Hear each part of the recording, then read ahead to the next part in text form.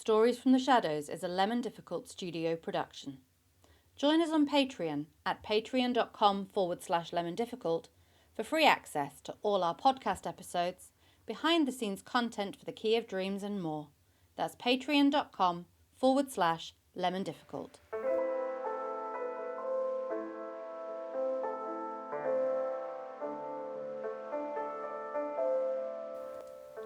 Welcome to Stories from the Shadows, a collection of weird tales of the mysterious and macabre, an offering from the team at Lemon Difficult Studio, featuring the cast of our live immersive show The Key of Dreams Shadows Lengthen, and special guests. These stories are dark tales of misery and woe. Listener discretion is advised. Today we are joined by Emily Carding. Emily is a phenomenal actor, theatre maker, and all-round fabulous person to know. Recently, Emily completed the Brite Theatre's Shakespearean Coward Conscience trilogy, consisting of Richard III, a one-person show, Hamlet and Experience, and Timonopoly. And on October 20th, Emily will be performing the whole trilogy in one day at Colab Tower in London. But for now, we cross to Borderline Radio for the first of a three-part special of Oh Whistle and I'll Come to You, My Lad.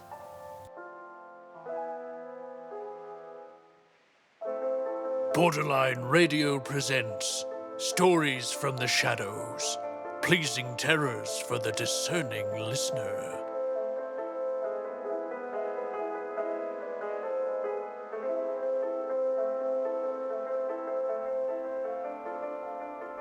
Oh Whistle and I'll Come to You, My Lad, by M.R. James. I suppose you'll be getting away pretty soon, now full term is over, Professor?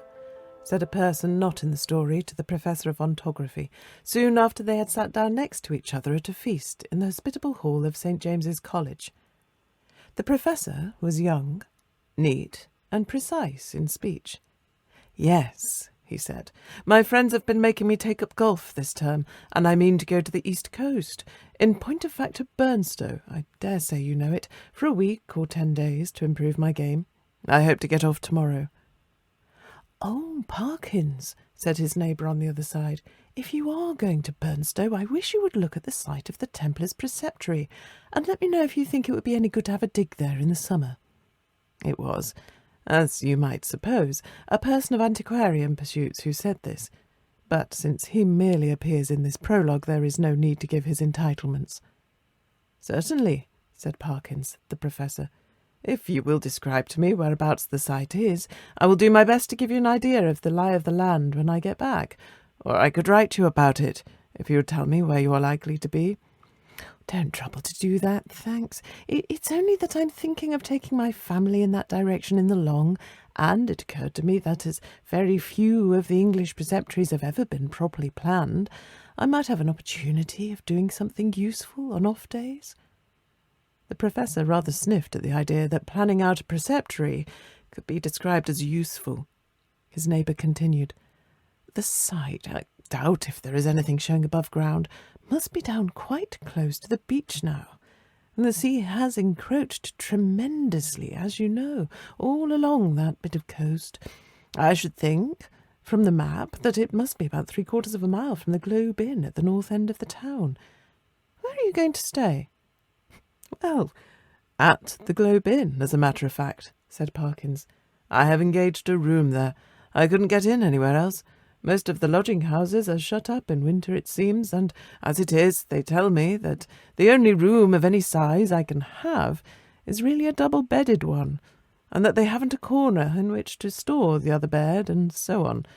But I must have a fairly large room, for I am taking some books down and mean to do a bit of work, and though I don't quite fancy having an empty bed, and not to speak of two, in what I may call for the time being my study, I suppose I can manage to rough it for the short time I shall be there." "Do you call having an extra bed in your room roughing it, Parkins?" said a bluff person opposite. "Look here, I shall come down and occupy it for a bit. It'll be company for you." The Professor quivered, but managed to laugh in a courteous manner. "By all means, Rogers. There's nothing I should like better. But I'm afraid you would find it rather dull. You don't play golf, do you?"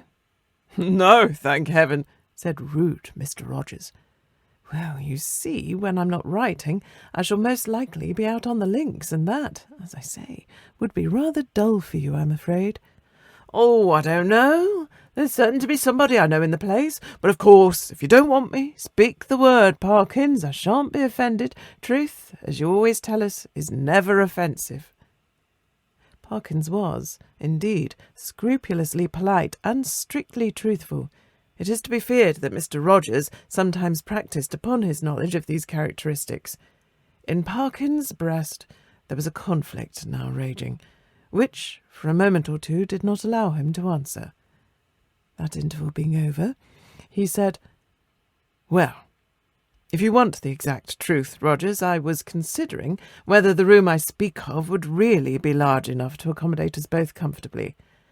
And also whether, mind, I shouldn't have said this if you hadn't pressed me, you would not constitute something in the nature of a hindrance to my work." Rogers laughed loudly. "Well done, Parkins," he said. "It's all right. I promise not to interrupt your work. Don't you disturb yourself about that. No, I won't come if you don't want me. But I thought I should do so nicely to keep the ghosts off." Here he might have been seen to wink and to nudge his next neighbour. Parkins might also have been seen to become pink.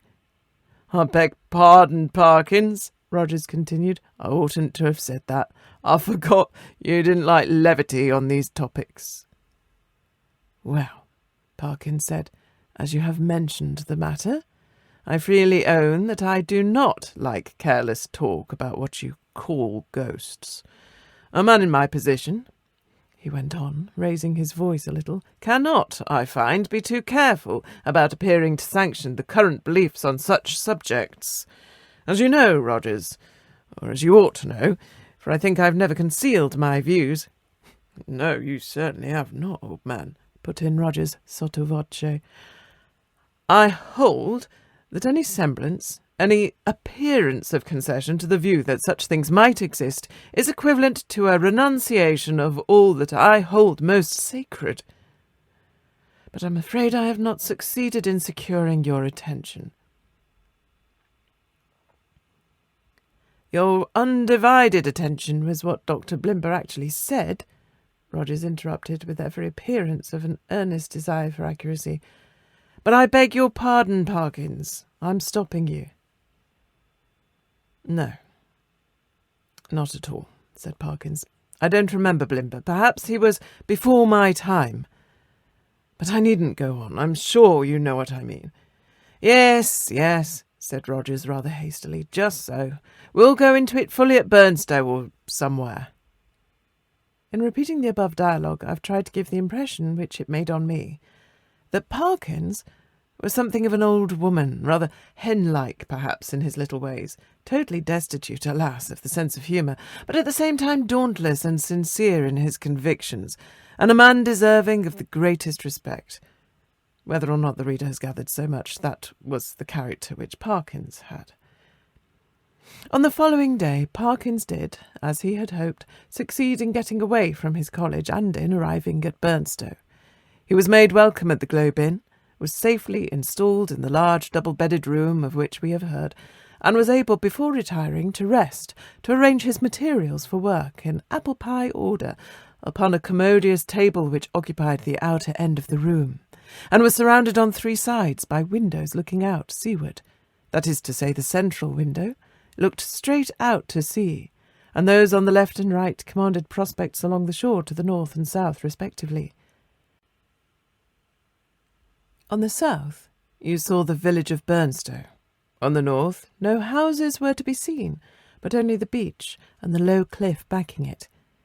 Immediately in front was a strip, not considerable, of rough grass, dotted with old anchors, capstans, and so forth, then a broad path, then the beach.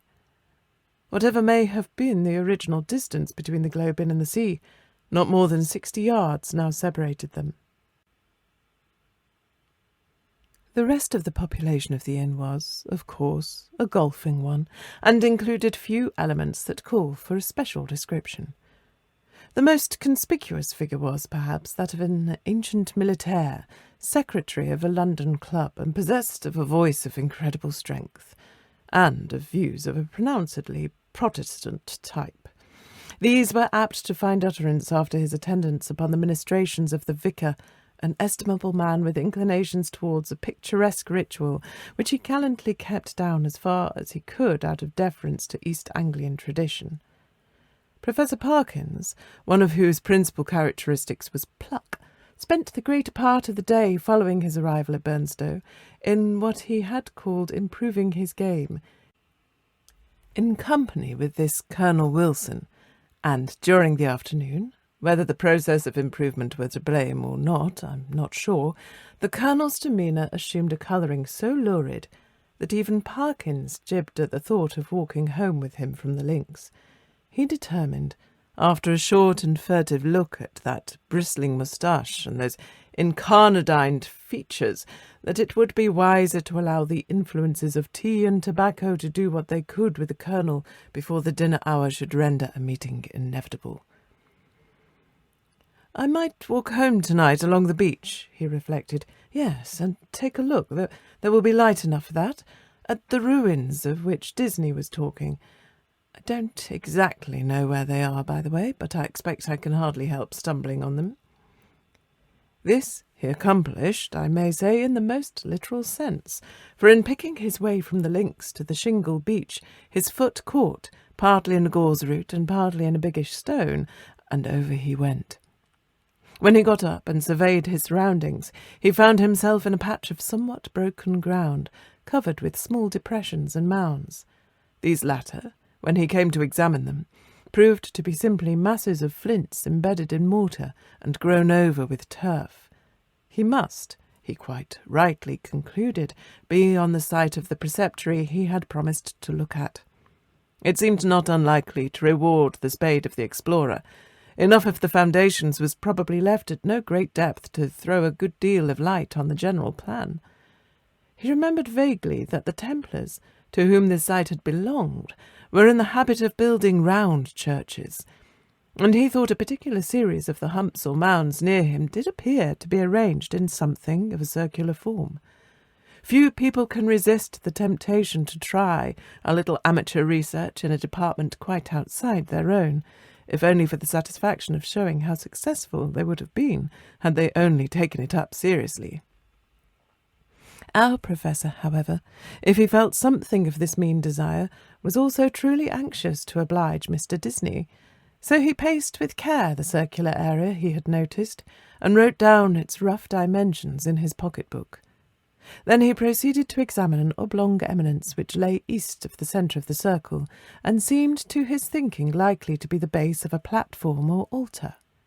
At one end of it, the northern, a patch of the turf was gone, removed by some boy or other creature ferae naturae. It might, he thought, be as well to probe the soil here for evidences of masonry, and he took out his knife and began scraping away the earth. And now followed another little discovery. A portion of soil fell inward as he scraped, and disclosed a small cavity. He lighted one match after another to help him see of what nature the hole was, but the wind was too strong for them all. By tapping and scratching the sides with his knife, however, he was able to make out that it must be an artificial hole in masonry. It was rectangular, and the sides, top and bottom, if not actually plastered, were smooth and regular. Of course, it was empty. No. As he withdrew the knife, he heard a metallic clink, and when he introduced his hand, it met with a cylindrical object lying on the floor of the hole. Naturally enough, he picked it up, and when he brought it into the light, now fast fading, he could see that it too was of man's making. A metal tube about 4 inches long, and evidently of some considerable age. By the time Parkins had made sure that there was nothing else in this odd receptacle, it was too late and too dark for him to think of undertaking any further search. What he had done had proved so unexpectedly interesting that he determined to sacrifice a little more of the daylight on the morrow to archaeology. The object, which he had now safe in his pocket, was bound to be of some slight value at least, he felt sure. Bleak and solemn was the view on which he took a last look before starting homeward. A faint yellow light in the west showed the links, on which a few figures moving towards the clubhouse were still visible. The squat Martello Tower, the lights of Aldsley village, the pale ribbon of sands intersected at intervals by black wooden groins, the dim and murmuring sea. The wind was bitter from the north, but was at his back when he set out for the Globe. He quickly rattled and clashed through the shingle and gained the sand, upon which, but for the groins, which had to be got over every few yards, the going was both good and quiet. One last look behind, to measure the distance he had made since leaving the ruined Templars' church, showed him a prospect of company on his walk, in the shape of a rather indistinct personage, who seemed to be making great efforts to catch up with him, but made little, if any, progress. I mean that there was an appearance of running about his movements, but that the distance between him and Parkins did not seem materially to lessen. So, at least, Parkins thought, and decided that he almost certainly did not know him, and that it would be absurd to wait until he came up. For all that, company, he began to think, would really be very welcome on that lonely shore, if only you could choose your companion. In his unenlightened days he had read of meetings in such places, which even now would hardly bear thinking of. He went on thinking of them, however, until he reached home, and particularly of one which catches most people's fancy at some time of their childhood. Now I saw in my dream that Christian had gone but a very little way when he saw a foul fiend coming over the field to meet him. What should I do now, he thought, if I looked back and caught sight of a black figure sharply defined against the yellow sky, and saw that it had horns and wings? I wonder whether I should stand or run for it. Luckily the gentleman behind is not of that kind, and he seems to be about as far off now as when I saw him first. Well, at this rate he won't get his dinner as soon as I shall. And dear me, it's within a quarter of an hour of the time now. I must run. Parkins had, in fact, very little time for dressing. When he met the Colonel at dinner, peace, or as much of her as that gentleman could manage, reigned once more in the military bosom. Nor was she put to flight in the hours of bridge that followed dinner, for Parkins was a more than respectable player. When, therefore, he retired, towards 12 o'clock, he felt that he had spent his evening in quite a satisfactory way, and that, even for so long as a fortnight or 3 weeks, life at the Globe would be supportable under similar conditions, especially, thought he, if I go on improving my game. As he went along the passages, he met the boots of the Globe, who stopped and said, "Beg your pardon, sir, but as I was a-brushing your coat just now, there was something fell out of the pocket. I put it on the chest of drawers, sir, in your room, sir. A piece of pipe or something of that, sir. Thank you, sir. You'll find it on your chest of drawers, sir. Yes, sir. Good night, sir." The speech served to remind Parkins of his little discovery of that afternoon. It was with some considerable curiosity that he turned it over by the light of his candles. It was of bronze, he now saw, and was shaped very much after the manner of the modern dog-whistle. In fact, it was, yes, certainly it was, actually no more nor less than a whistle. He put it to his lips, but it was quite full of a fine caked-up sand or earth which would not yield to knocking, but must be loosened with a knife. Tidy as ever in his habits, Parkins cleared out the earth onto a piece of paper and took the latter to the window to empty it out. The night was clear and bright, as he saw when he had opened the casement, and he stopped for an instant to look at the sea, and note a belated wanderer stationed on the shore in front of the inn. And then he shut the window, a little surprised at the late hours people kept at Burnstow, and took his whistle to the light again. Why, surely there were marks on it, and not merely marks, but letters. A very little rubbing rendered the deeply cut inscription quite legible, but the Professor had to confess, after some earnest thought, that the meaning of it was as obscure to him as the writing on the wall to Belshazzar. There were legends, both on the front and on the back of the whistle. The one read thus: Fla, fur, bis, fle. The other, quis es iste qui venet. I ought to be able to make it out, he thought. But I suppose I am a little rusty in my Latin. When I come to think of it, I don't believe I even know the word for a whistle. The long one does seem simple enough. It ought to mean, who is this who is coming? Well, the best way to find out is evidently to whistle for him. That was Stories from the Shadows, presented by Borderline Radio. Join us again tomorrow at the intersection of sanity and revelation.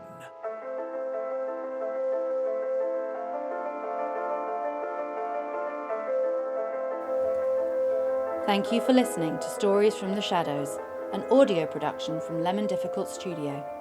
If you enjoyed today's story, be sure to follow us on socials and join our Patreon at patreon.com/lemondifficult for exclusive rewards. Members of our free tier have access to all episodes of Stories from the Shadows, as well as behind-the-scenes content and the latest updates on our live immersive show, The Key of Dreams: Shadows Lengthen. Until next time, dream by daylight.